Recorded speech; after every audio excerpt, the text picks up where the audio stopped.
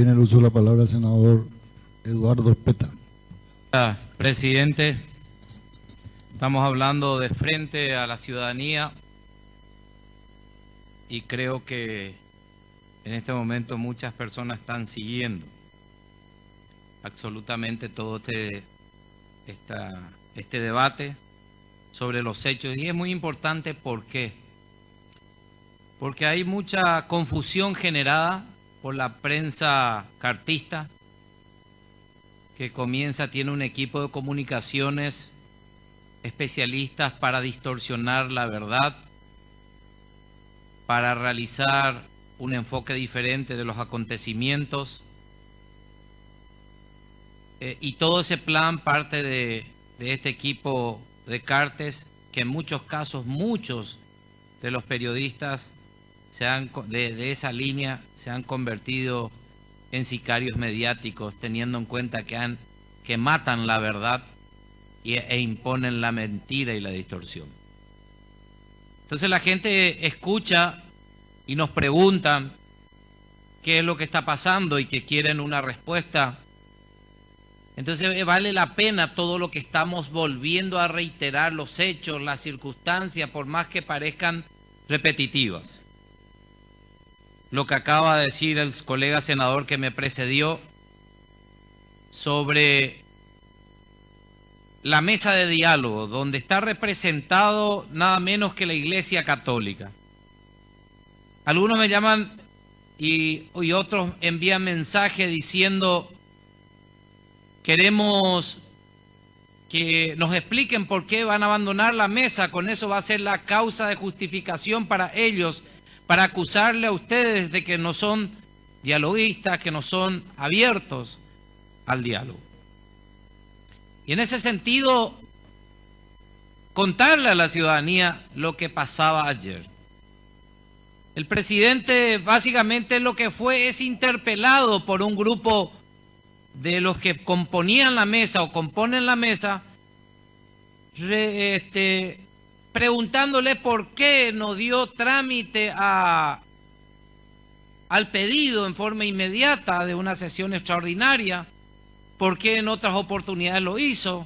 Es decir, básicamente el presidente del Senado fue requerido, interrogado, y a pesar de que usted respondía y decía: lo que hice fue cumplir el reglamento y la Constitución, insistían sobre este tema. Y no salían de aquello que es la enmienda y la enmienda. Entonces es muy oportuno que estemos haciendo esto y hacer un relato desde cuándo comienza este plan gestado desde el Ejecutivo.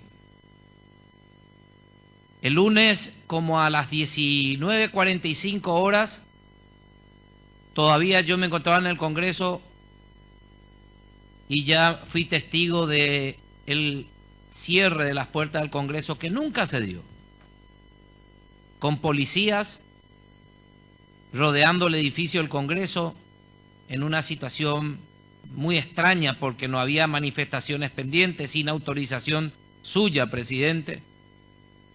Y después le dijeron a usted que supuestamente era para la marcha campesina, que todavía faltaban 2 días para ese evento. Pero era el acto preparatorio, porque esto se gestó desde el Ejecutivo, se gestó desde el Ministerio del Interior, la disposición policial para iniciar y terminar como terminó. Primer día, lunes 27, en horas de la noche, rodean las instalaciones. El día martes 28, como nunca en cada uno de los pisos que tenemos en el Senado, se encontraban policías, algunos con boina negra, que en su momento, cuando Velázquez usurpa su presidencia, el señor ya se encontraba en la sala de sesiones esperando para rescatarle de ese plan que estaba siendo diseñado y siendo desarrollado. Esto tiene que volver a recordar la ciudadanía y debe ir sacando conclusiones. Ese mismo día martes, ellos presentaban un pedido antes que usurpe Velázquez su cargo, pedido de sesión extraordinaria, y se habían olvidado de presentar el proyecto. Entonces usted le dice por nota, no podemos incorporar en una sesión algo que no existe dentro del mundo legislativo. Si te olvidaste es una torpeza tuya. E inmediatamente reconocen el error, se ponen bastante nerviosos por el error cometido y traen otra nota. Y allí usted usó sus atribuciones porque el 184 de la Constitución Nacional, y le estoy hablando a la ciudadanía que nos está viendo y escuchando por redes, el presidente del Senado tiene 48 horas para fijar la sesión extraordinaria. Y dentro de ese término fijó para el jueves 8:45 horas. A partir de allí, quedaban y permanecían en la sala del Senado todos los colegas, inclusive los otros, y algo parecía que se gestaba porque hacían recorrer una nota que estaban firmando y era una nueva sesión extraordinaria que no era dirigida al presidente del Senado ni tampoco a la Secretaría General, porque no dieron entrada por Secretaría General. Y también le hablo a la Corte Suprema de Justicia y también le hablo a la jueza que tiene en este momento para entender el amparo, para que ellos juzguen después con todos estos elementos que ya está plasmado en los escritos correspondientes. A partir de allí, no presentan, era como un pasamano, y le llegan a Julio Velázquez, y en un momento, desde su banca, en un hecho insólito, que nunca en la historia del Congreso sucede, ni siquiera en una comisión de barrio, usurpa el cargo de la presidencia y da entrada a un proyecto, y se retiran inmediatamente siendo rescatado por un tal Isasi, comisario, que estaba como boina negra en medio de la sala del Senado, es decir, perfectamente planificada con la Policía Nacional y desde el Ejecutivo. De allí se van y se encierran en la sala, la bancada del Frente Guazú, y consuman la aprobación de lo que fue el reglamento en una parodia de sesión, en una reunión de senadores que se habían retirado de la sala de sesiones, quebrantando lo que dice el reglamento, que en la sala de sesiones, como su nombre lo dice, y hay resoluciones que identifican un espacio físico donde sesiona el Congreso, sesiona el Senado. Cuando hablamos de la sala bicameral, estamos hablando de este lugar. Este es el lugar donde sesionan las dos cámaras. Y cuando hablamos de la sala de senadores, es un espacio físico determinado en resoluciones e identificado como el lugar donde tienen que sesionar los senadores. De allí pasan a un evento irregular, nulo, por donde se lo mire, y modifican el reglamento en forma ilegal. El día miércoles presentamos una acción de amparo constitucional pidiendo medida cautelar de urgencia, y esto es muy importante porque no somos los patoteros, no somos los que estamos atropellando el sistema, no somos nosotros recurrimos a las instancias que están en la Constitución y en las leyes para que cuando se quebranta el derecho, es allí donde se debate el quebrantamiento del derecho. No a golpes. Allí recurrimos. Y le dijimos al presidente de esa sala constitucional que recepcionaba, le decíamos, usted puede dictar la medida cautelar como muchas otras jurisprudencias. Él solo debió haber dictado la medida cautelar para evitar el segundo atraco. Lo que me hace sospechar, presidente, colegas, de que la Corte también entró en una conducta dilatoria innecesaria para dejar que se produzcan los hechos violentos y muerte de un ciudadano paraguayo. Me hace sospechar la complicidad abierta de una corte que para el caso, fíjese, presidente, para el caso, recordarán aquel caso donde se hablaba tanto de las leyes militares. El presidente Carter pidió una medida cautelar y en menos de 2 días le dictaron la resolución.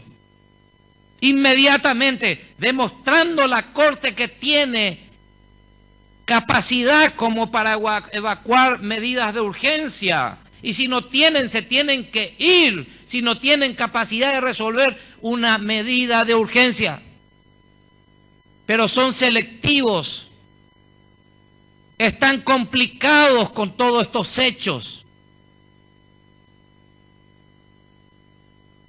Presentamos allí creyendo que el Estado de Derecho funciona cuando las instituciones funcionan. No agarrando un garrote y atropellándole donde estaban encerrados. Como temen y andan diciendo por todos los medios, no nos vamos a las sesiones porque tenemos miedo, porque nos amenazaron, porque esto, y si amenaza que denuncie a la fiscalía. Pero que no me vengan a decir que no sesionan o no vienen a sesionar porque tienen miedo que se les agreda. Cuando nosotros estamos demostrando una conducta de recurrir a las instancias que deben funcionar y no funcionan. Eso fue el jueves. El jueves usted recibe un llamado y permítame, voy a ser infidente, porque estuve ahí en ese lugar. Y quiere que usted se vaya a la casa de Fernando Lugo Méndez porque allí se estaba haciendo una reunión. Es decir, orden superior de Fernando Lugo, convocar al presidente del Senado, ir a su casa en Lambaré, porque allí estaban reunidos y querían plantearte algo. Ya habían atracado el martes. Y usted le dijo, ¿por qué no lo hacemos aquí en mi sala acá? No hay problema, yo les espero. Y mandaron 2 emisarios. Le mandaron a Carlos Filisola, el gran luchador Carlos Filisola, el defensor de la democracia. Sus méritos se reconocen para aquellos tiempos y aquellas épocas. Pero vaya a quien le eligieron y le hicieron pisar el palito también. Y a Sixto Pereira, que acompañaba como parte de los emisarios del equipo, y vinieron y le dijeron palabras más, palabras menos al presidente. Queremos que convalide lo que pasó el martes, ahí en ese atraco que hicimos, porque no tenían secretario, entonces sus actas no tenían valor. Atiendan bien, no tenían secretario, porque después le iba a mostrar un documento cómo eligen a otro secretario, y agarran y se ponen a hablar entre otras cosas, y usted le dice, no, yo voy a hacer cumplir lo que está escrito, y no me voy a prestar a esto. Y mirá, el oficialismo, le acusaron al Partido Colorado, sus aliados, el oficialismo está pensando en sacarte de la presidencia a vos y al vicepresidente Peta para así elegir a otro presidente y consumar. ¿Por qué no te relajas y admití esto? Y ustedes pero van a presentar, le dijiste, presidente. Y dijeron, va a ser entre hoy jueves o mañana viernes a más tardar, porque hay algunos viajeros que cambiaron sus pasajes y pasaron el pasaje para viajar el sábado de madrugada, entonces el hecho mañana se va a producir. O puede ser hoy. Pero ayúdanos, porque si no te vamos a tener que cambiar de la presidencia. Chantaje. Fíjense los emisarios del Frente Guazú, voceros oficial, para venir a chantajear al presidente. Viernes les esperamos, creíamos que no se venía, era ya las 2:30 de la tarde, estábamos contentos, pero toda la policía estaba todavía rodeando el Congreso, la montada estaba acá en la plaza de al lado, los cascos azules estaban durmiendo sobre las escaleras, descansando a la siesta. Así le tenían a esta gente para después salir rabioso a matar a quien sea. sin relevo, sin nada. Y me voy ante usted y le digo, cuidado, presidente, esto está rodeado, algo va a pasar. 2:30 vienen y presentan y dicen, queremos que a las 3 de la tarde se sesione y se apruebe la enmienda. No nos dio tiempo, ni siquiera para dar una respuesta, y no vinieron ni siquiera a la sala de sesiones. Nosotros nos vimos a la sala de sesiones y ellos se fueron al Frente Guazú, su nueva sala de sesiones, allí, y pusieron policía enfrente, guardia. La prensa de testigos que no pudo ni siquiera entrar, entraron y se encerraron. Es decir, hicieron una sesión, una parodia de sesión, pero invocando también que era una sesión reservada, que también quebranta el reglamento. En estos casos no hay sesión reservada. Allí ingresaron, aprueban inmediatamente, modificando todo, desconociendo la figura del presidente, del secretario general que está a su lado, que es elegido por el Pleno y está en funciones. Para que un documento sea válido tiene que firmar usted y tiene que firmar ese señor que está al lado suyo, señor presidente. Y cuando hay nota donde firman los secretarios parlamentarios, se elige a secretarios parlamentarios, que me voy a referir enseguida. Producen esos hechos y veo un equipo de senadores golpistas dirigirse a la Cámara de Diputados urgente, ya con el producto que habían aprobado, que no voy a hablar hoy de eso porque es un disparate lo que aprobaron también, pero va con esta nota.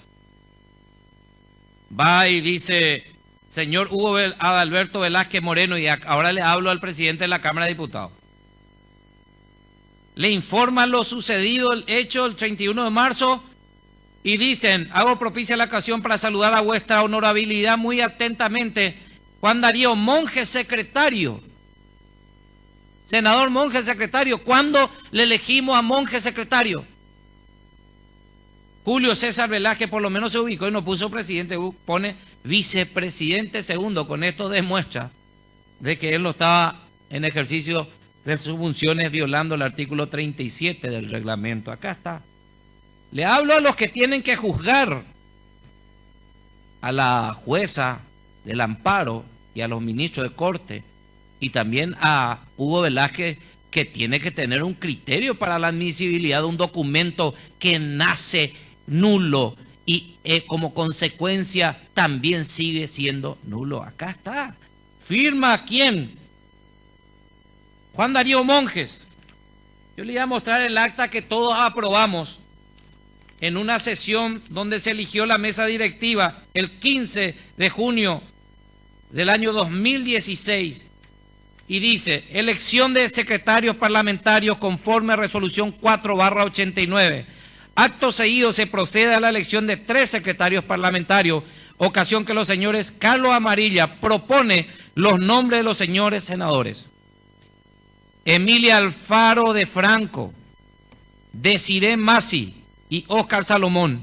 A continuación, la presidencia somete a votación. La propuesta es aprobada por unanimidad. No hay cambio de secretario. Yo no lo registro a Juan Darío Monge en esta elección. Señores ministros de Corte, señora jueza que entiende el amparo, señor Hugo Velázquez que está tomando esta nota y está metiendo a consideración un documento nulo que configura la producción de un documento de contenido falso. Estás admitiendo un documento que es prueba de un delito. Aquí está. Y está queriendo convocar a sesión extraordinaria para tratar documentos que son prueba de la comisión de un hecho punible. Con eso se desencadena todo este evento que ya explicaron mis colegas en relación a todo este hecho. Promovimos un amparo y fue notificado de este hecho Hugo Velázquez, y sigue Hugo Velázquez con las intenciones de convocar a sesión extraordinaria. Y seguimos sin que la jueza se expida sobre el tema. Por eso sostenemos la complicidad y la cobardía del Poder Judicial para aplicar el derecho. No hay peor cobardía que tener el derecho en la mano y no hacer justicia. Vuelvo a reiterar, no hay peor cobarde aquel magistrado que tiene la ley en su mano y no se anima a aplicar y hacer justicia y se convierte en consecuencia en un hombre corrupto. Quiero decirles, para ir cerrando, que la Fiscalía General del Estado también tiene denuncias penales. Nada ha hecho. Algunos dirán, pero todos están en contra. Es exactamente, todos están en contra. Y eso es la definición de una dictadura y de un hombre que tiene el copamiento del poder a su cargo y a sus ambiciones sometidas. Lo tiene sometido al Ministerio Público. ¿Dónde está el imputado que le rompió la cara, que atentó contra su vida, contra el diputado Acosta? Yo no escuché todavía la identificación del escopetero ese que levanta. ¿Cómo no va a saber cuántos y quiénes estaban allí? ¿Dónde está detenido ese muchacho, ese policía que atenta? Porque esos balines no fueron para una lesión grave solamente, para la tipificación del delito, sino directamente de tentativa de homicidio, porque en esa distancia pudo haberlo ocasionado la muerte.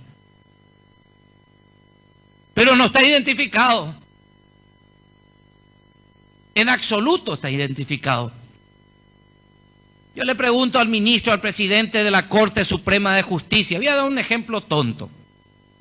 ¿Qué pasa si Benítez Riera, presidente, y viene el vicepresidente segundo, no recuerdo quién es ahora, de la Corte Suprema de Justicia, tiene presidente, vicepresidente primero y también segundo. Y viene su vicepresidente segundo y le incorpora por resolución suya nomás a un funcionario. Benítez Riera le va a decir, pero espera un poco. Acá el administrador soy yo fui electo por el Pleno para administrar esto. Usted no está en funciones. ¿Cómo vas a designar? ¿Cómo vas a tomar esa decisión? Usted está usurpando mi cargo. No, yo ya decidí y es válido. Y me voy y le digo a los otros ministros, a los otros 6, aprueben, vamos a ser mayoría para que mi acto sea válido. No es válido, señor ministro Benítez Riera. Y eso es lo que ha sucedido en este Congreso, en este Senado.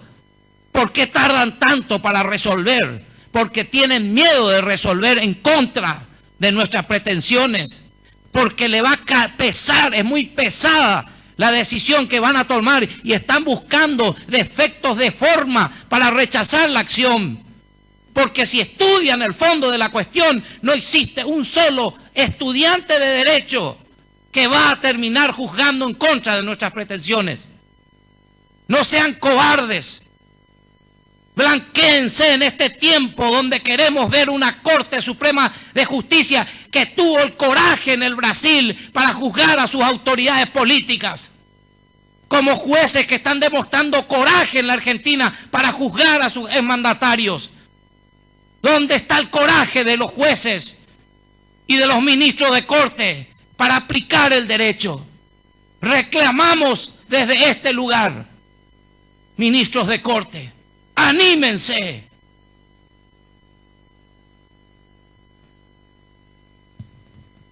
Y quiero hablar sobre la manifestación ya señalada. Están convocando, pareciera que Carter quiere también su muerto.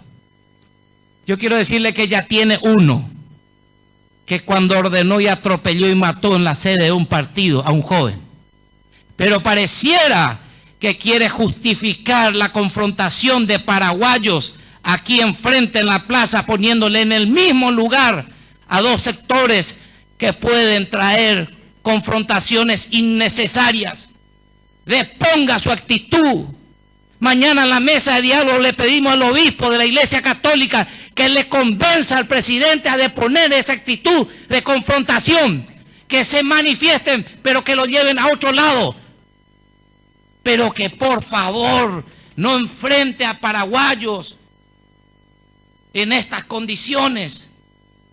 Tus actos, tus títeres ya hicieron todo mal el procedimiento, Horacio Cartes. Todo lo que hicieron es nulo. ¿Por qué avanzar sobre actos nulos? Enojaste con ellos y no contra la sociedad paraguaya.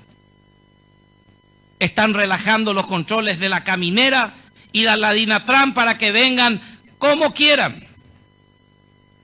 Pero cuando nosotros hacíamos la manifestación nos cortaban en cada lugar. Hoy están relajados las órdenes que la Dinatran, ni la caminera, ni la Policía Nacional impida a ninguno de estos manifestantes llegar hasta la Asunción para confrontarse entre paraguayos. Y cierro completando un poco con lo que decía Carlos Amarilla, invocando lo de Judas, hablando un poco de la dignidad de Judas, que fue un poco más digno que estos traidores. Y decirle lo siguiente: Judas cayó en arrepentimiento. Y el primer efecto de su arrepentimiento, la primera consecuencia fue ir delante de quienes le compraron, los sumos sacerdotes que compraron a Judas para entregarle a Jesús. Se fue delante de los sumos sacerdotes quienes le dieron el dinero y le dijeron: no era para esto, no era para matar jóvenes, no era para que atropellen mi partido y le maten a un joven de mi partido. Se arrepintió y se fue y le tiró el dinero, las 30 monedas de plata, pero esto ni siquiera devolvieron. Así que tienen una conducta reprochable, mucho más que la de Judas, que terminó suicidándose. Cierro con esta frase de Proverbio 29:2. Cuando los justos gobiernan, el pueblo se alegra. Cuando los justos gobiernan, el pueblo se alegra. Pero cuando los perversos están en el poder, el pueblo gime. El pueblo paraguayo está gimiendo de dolor y de quebrantamiento. Y tenemos que decir: basta, basta con esta ambición. Gracias, señor presidente. Muy bien.